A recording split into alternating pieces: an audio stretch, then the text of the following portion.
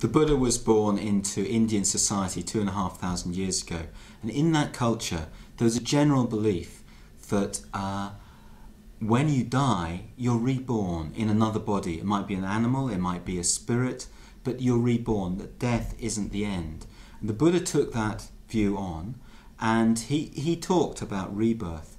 What he said was that the way we act in this life will determine the kind of future life that we have.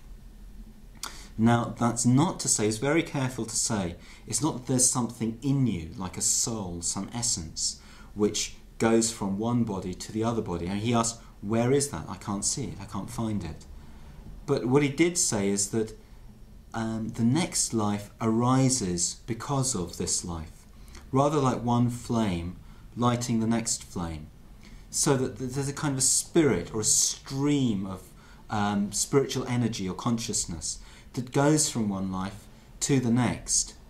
Now, my impression, speaking to most of my Buddhist friends, is that many of us in the West, we aren't really sure what to make of that. We don't know if we really believe it or not.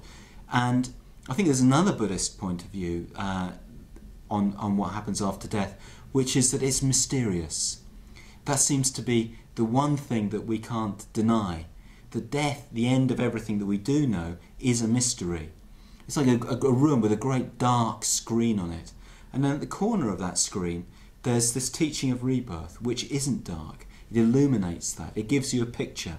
So some people choose to focus on the darkness of the mysterious nature of death, and some people choose to focus on the screen, which shows an image for it, which is rebirth. Although, it's worth noticing that the Buddhist teaching of rebirth is still very mysterious. One of the traditional Buddhist views of what happens after you die goes like this, that when one dies, when you die, your consciousness, as it were, leaves the body.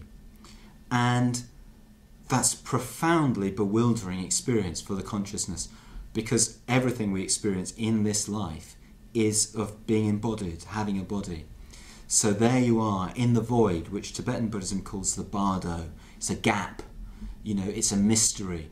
And this consciousness tries to make sense of itself, tries to find some way of experiencing itself, and is subject to various forces. And what drives it is what it's attracted to. So if you've lived your life in a way that you've always enjoyed things, you've always had pleasure in your life, you'll be attracted to something that looks very pleasurable.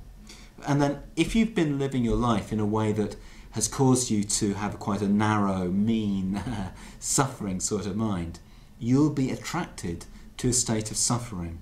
So that's the way in which Buddhism says that the state of your consciousness naturally manifests itself in a new life, in a new body. You see a range of parents and you're attracted to the one that suits you. So it's as if this is a story that in Tibetan Buddhism is told to kind of fill this gap, about this mysterious connection between this life and the next.